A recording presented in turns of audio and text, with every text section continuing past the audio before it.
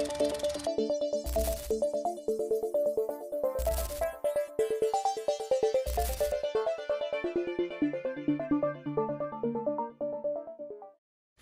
merupakan transformasi dari 4 badan usaha milik negara yang kemudian dibentuk menjadi BPJS Kesehatan dan BPJS Ketenagakerjaan. Program BPJS Kesehatan menerapkan sistem managed care, di mana sistem ini mengintegrasikan pembiayaan dan pelayanan kesehatan. 3 managed care ini dilakukan guna meningkatkan mutu pelayanan kesehatan yang optimal sesuai kebutuhan biaya yang efisien. Kebijakan ini bertujuan agar seluruh masyarakat dapat menerima pelayanan kesehatan yang adil dan merata dengan menggunakan sistem premi atau iuran. Sistem iuran ini digunakan untuk membiayai pelayanan kesehatan yang diberikan oleh BPJS Kesehatan. Walaupun tujuan dibuatnya kebijakan ini sudah cukup baik, apakah dalam penerapannya sudah cukup baik? Tindakan diskriminasi terhadap masyarakat pengguna BPJS sudah sering terjadi dan umum terjadi.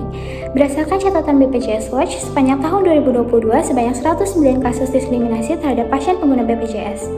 Kasus diskriminasi yang sering terjadi adalah kasus readmisi di mana pasien yang belum sepenuhnya sembuh segera dipulangkan, pemberian obat yang tidak sesuai dengan jumlah seharusnya, pasien yang memberikan pertolongan sesegera mungkin diminta untuk mencari kamar sendiri. Selain itu, sikap jutek dan tidak ramah para nakes ataupun instansi seringkali menjadi keluhan masyarakat.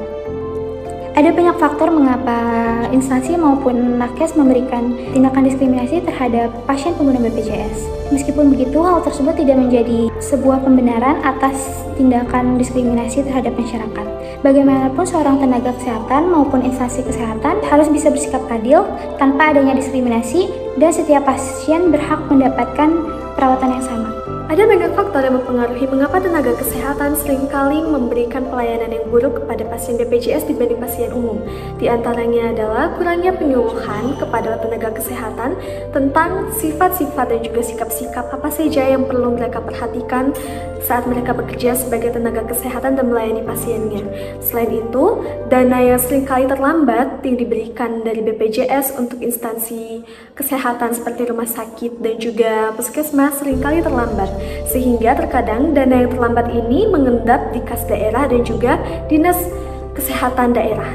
Dan untuk pengklaiman dana yang mengendap ini membutuhkan proses yang panjang, sehingga jika dananya tidak bisa diklaim, maka puskesmas maupun rumah sakit juga akan mengalami keterlambatan dalam mengupah tenaga kesehatan.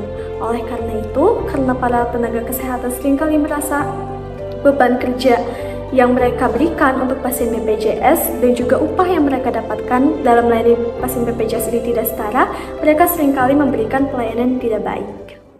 Ibnu Sina yang dikenal sebagai bapak kedokteran menekankan nilai-nilai moral yang harus dimiliki oleh seorang tenaga kesehatan. Di antaranya, mereka harus memiliki jiwa empati yang tinggi, lalu memiliki rasa keadilan yang tinggi, profesionalisme, kerahasiaan, serta bisa bertanggung jawab dan juga jujur terhadap tugas-tugasnya. Dengan memiliki nilai-nilai tersebut, maka para petugas kesehatan diharapkan bisa melayani pasien dengan baik. Selain itu, dari sisi pemerintah juga bisa mengkoreksi program BPJS ini supaya BPJS ini bisa lebih simpel dalam proses pencairan dananya ataupun proses administrasinya, sehingga hal tersebut bukan hanya memberikan efek yang baik kepada masyarakat, tapi juga bisa memberikan kesejahteraan kepada tenaga kesehatan yang bekerja di bidang-bidang kesehatan di Indonesia ini.